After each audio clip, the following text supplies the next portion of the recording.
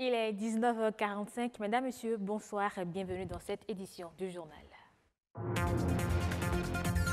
Le numérique peut participer au mieux-être de la femme. C'est autour de cette idée que les femmes du ministère de l'économie numérique ont réfléchi hier à l'occasion de la Journée internationale de la femme. C'était une initiative de leur ministre de tutelle.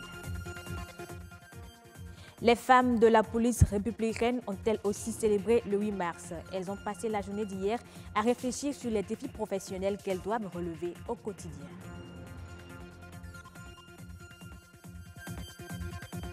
Et puis, c'est Catherine Tawes qui a pris les rênes de l'amicale des femmes de l'ORTB.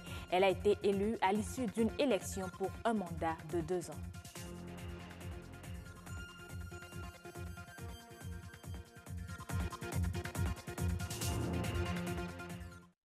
Loin des atours, c'est autour de la réflexion sur le numérique que les femmes du ministère de l'économie numérique et de la communication ont célébré la Journée internationale de la femme. Sur initiative de leur ministre de tutelle Aurélie Soulé-Adame-Soumarou, elles se sont retrouvées pour réfléchir à ce que le numérique pourrait apporter de mieux à la femme. C'était dans les locaux de l'Office de radiodiffusion et télévision du Bénin, ORTB. Suivez le compte-rendu de Agnès Belot et Calvador Aron.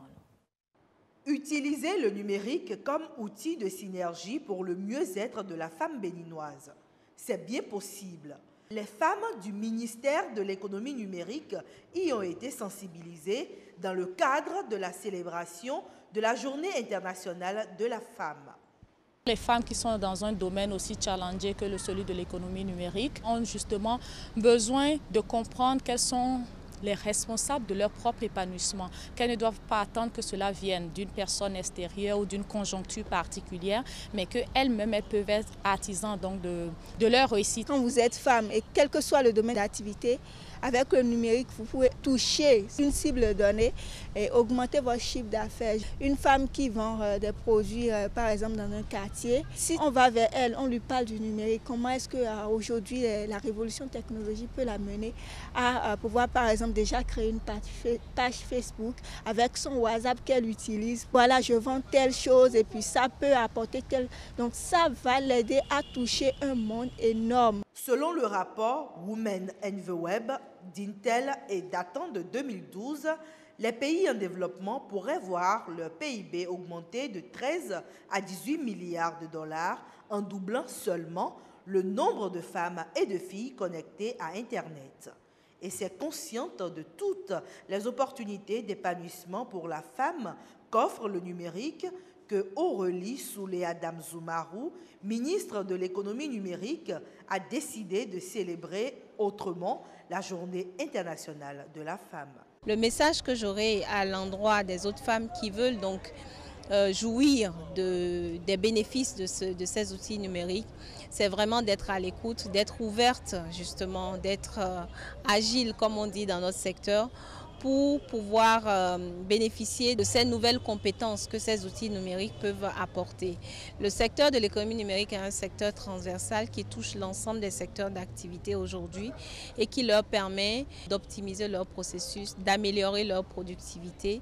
Et aujourd'hui, ensemble avec les femmes, ce sont de ces questions dont nous avons discuté et nous avons ensemble convenu que nous allons agir dans le sens de porter l'économie numérique plus haut, encore plus haut dans notre pays et de transformer la vie des Béninois grâce à une économie numérique de référence. Le manque d'accès aux technologies, des connaissances techniques, d'autonomie et d'infrastructures adéquates sont autant de freins à l'utilisation efficiente du numérique par les femmes béninoises. Mais cela ne saurait être une excuse pour rester en marge du développement avec le numérique. Les femmes de la police républicaine ont célébré à leur manière le 8 mars. C'est une journée dédiée à toute la gente féminine. Journée de réjouissance, mais également de réflexion pour ces femmes qui interviennent dans la sécurité publique. Daniel Ada, Herman Rodig Amégan.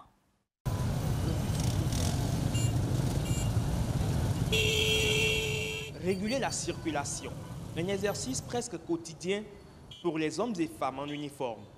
Seulement, nous sommes le 8 mars et sur certains axes routiers de la ville de Cotonou, par l'ombre d'un homme parmi les forces de la police républicaine. Ce matin, les femmes ont en effet pris le commandement.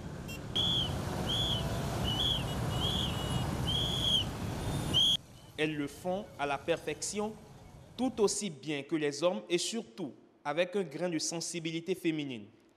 Loin du vrombissement des moteurs de véhicules à présent, les femmes de la police républicaine ont choisi de se célébrer. Au-delà des festivités pompeuses, elles ont accordé une place à la réflexion avec un point d'orgue la problématique du personnel féminin de la police républicaine face aux défis professionnels. Dans le fond, l'interrogation se résume à comment concilier obligations professionnelles et vie familiale. Étant d'abord femme, dans tout corps de métier, ce n'est pas chose aisée. Encore que c'est au sein de la police où nous sommes appelés parfois à servir 24 heures sur 24. C'est des efforts que nous consentons sur nous. Et pour nous, ces défis sont nombreux. Les exigences du boulot et aussi les exigences de sa maison. Elle doit éduquer ses enfants, s'occuper de sa famille, de s'occuper de son ménage et répondre en même temps à son métier. C'est des défis pour nous à relever. C'est pas du tout facile, surtout de combiner la famille et le service. Parce qu'on passe assez de temps au service. Faire carrière dans la police républicaine est un choix délibéré qu'elles assument.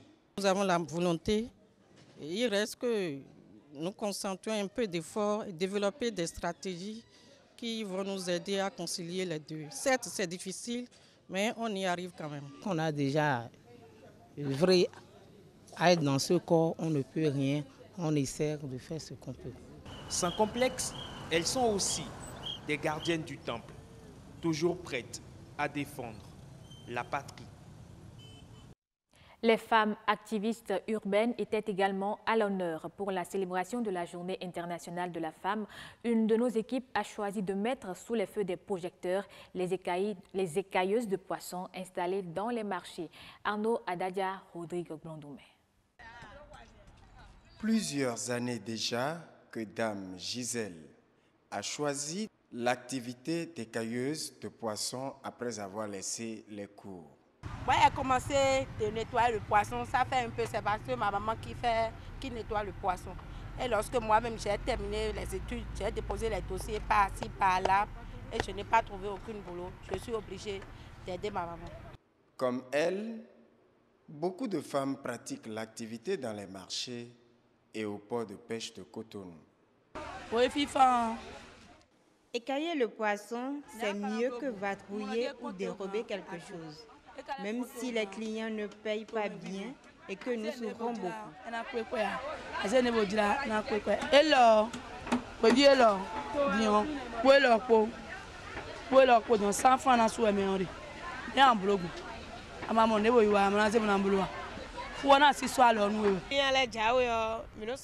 Pour attirer le client, tu lui souhaites la bienvenue, tu dis Kabo et c'est à celui qui te répond également Kabo que tu peux écailler les poissons. Au quotidien, ces femmes doivent frapper fort le poisson lorsque c'est congelé pour le débarrasser de son enveloppe jetable. À l'aide d'écailleurs, de petits coupe-coupes et des instruments ici présentés, les écailleuses nettoient docteur, mulet, tilapia, carangue et même au-delà, pâtes de bœuf, volailles diverses et crabes. L'activité soulage les femmes au foyer, comme le témoigne ici ce client. Lorsque vous achetez le poisson, que vous devez l'amener comme ça à la maison, c'est difficile à nos épouses de les écailler, tout ça là. Donc quand vous faites ça ici, les gens se lèvent, de bonnes dames ne sont pas très chères. Le soulagement qu'apportent les écailleuses est aussi ressenti chez les cuisiniers. On les laisse faire ici parce qu'elles ont les moyens de le faire correctement. Si elles font correctement avec nous. Donc on vient, on les paye, elles nous font ça.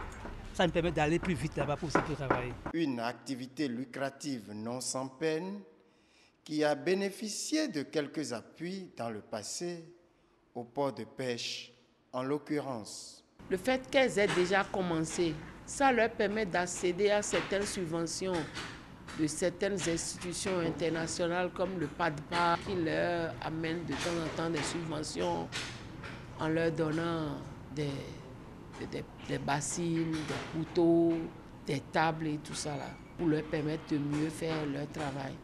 Avec 100 francs par kilogramme de poisson écaillé, les chiffres d'affaires n'arrivent pas toujours à couvrir les charges de piqûres, de blessures ou de courbatures qu'engendre l'activité de ces femmes qui proviennent pour la plupart du temps de Hévier et d'autres périphéries de Cotonou. Moi, j'ai quitté Maria Gleta. Depuis le matin, pas un seul client. À cette allure, nous risquons de terminer notre agent dans le Zéma. Des solutions aux problèmes de soins et d'installation à ces femmes qui n'ont que cette seule activité, de quelle direction doit-on espérer le Messie? L'amicale des femmes de l'ORTB fait peau neuve. Elle a procédé à l'élection des membres de son nouveau bureau. C'est Catherine Tawes qui succède à Ginette Domingo. Elle place son mandat sous le signe du rassemblement et de l'unité. Elle a 2 ans pour relever ce défi. Rodrigue Babavito. C'est elle qui a désormais en charge la destinée de l'amicale des femmes de l'Office de radiodiffusion et télévision du Bénin, ORTB. Par 59 voix pour, 6 nuls et 1 abstention, Catherine Tawes est élue présidente du Creuset des femmes de l'ORTB qui a ses 10 ans d'existence.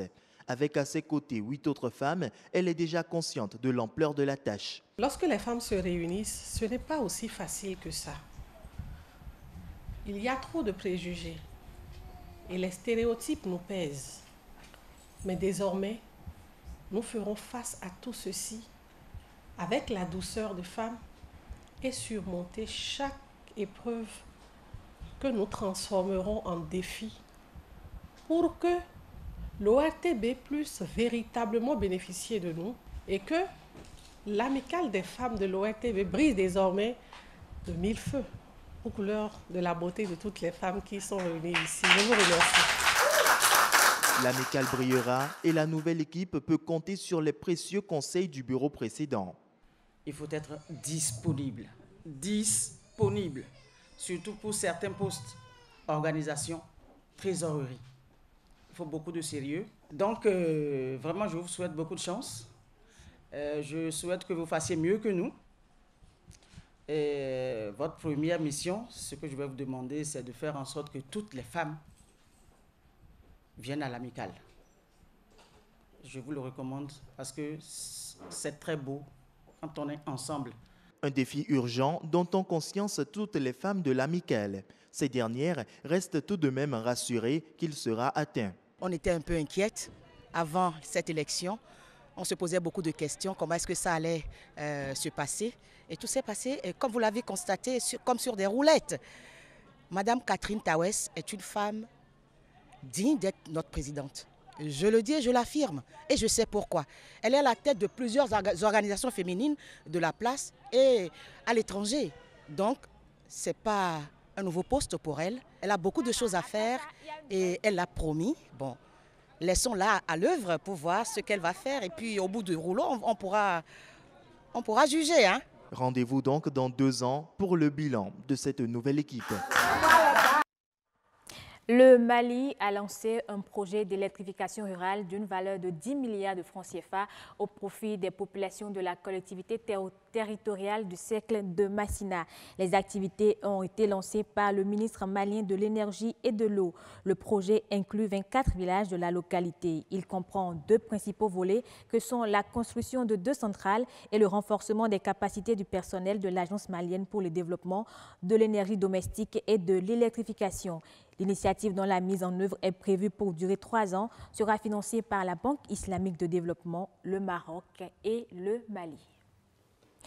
Et ce sera tout pour ce quart d'heure d'information. Passez de bons moments sur BB24, la chaîne du développement.